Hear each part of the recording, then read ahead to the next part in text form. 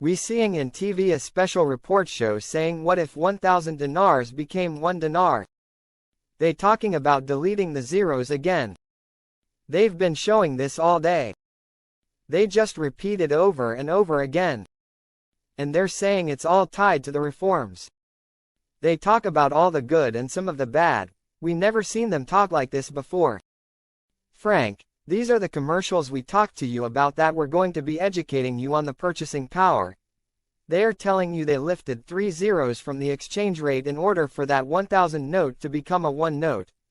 They are not lifting the 3 zeros from your physical cash. World Bank article.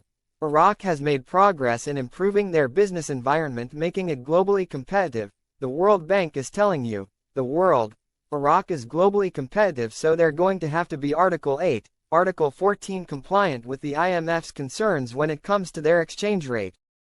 Is this a precursor to a move? It sounds like it. Waiting to hear what happens when the market opens at 5 p.m. Eastern Standard Time today, hearing info from Baghdad, from mosques, about possible rate changes, waiting to get confirmation. Chase always saying they have nothing to do with Iraq, but in the meantime they are opening 10 branches in Iraq while working with them to update their banking system. I was also told to watch for yet more articles in the news about the project to delete the zeros, but to be aware that only the ones coming from her committee on this subject matter can be trusted. As you know, my contact works on the committee from the central bank and it has been given the task of ensuring a smooth process. I was also told that in late November or early December we will see the newer lower denominations and their pictures and features depicted on the CBI site. The ending of the currency auctions at the end of 2024 will also be signal to us that everything is moving correctly, and we should see the IQD returned or reinstated back to Forex in early 2025. Everybody should be going, come on Iraq, come on World Bank, come on Bank of International Settlements, IMF, U.S. Treasury, U.S. Federal Reserve. All those players have been involved and they still are. They are not going to have a 1310 exchange rate. They're going to move to a real effective exchange rate based on fundamentals based off their non-oil products, non-oil revenues that will exceed in many cases oil output. Mr. Sammy told me a real rate international for us in his opinion is just north of $4. Frank, didn't we say that it would be somewhere between $3.86 up to $4.25? Of course it's only an opinion by Mr. Sammy and me, but we both know Mr. Sammy's information has always been spot on. You are so close. The international coalition officially announces the end of its mission in Iraq within 12 months. It must be that time of the year. Every year they say the same thing, within 12 months.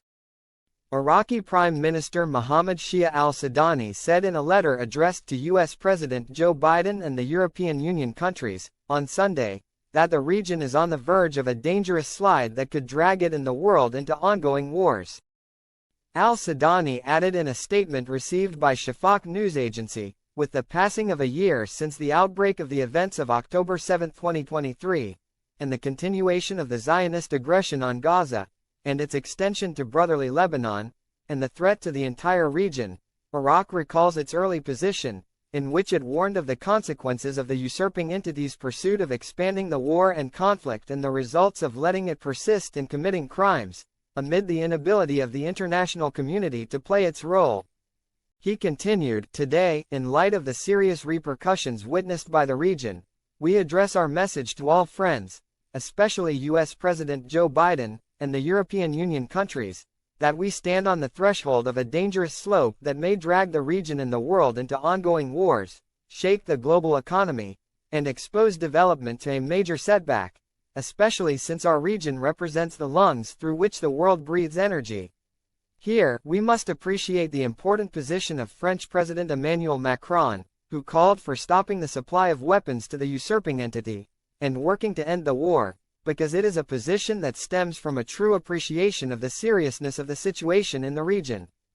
Al-Sudani said, our government has worked hard to spare Iraq the effects of this escalation, and we have succeeded in doing so with you and in cooperation with all our friends in the world.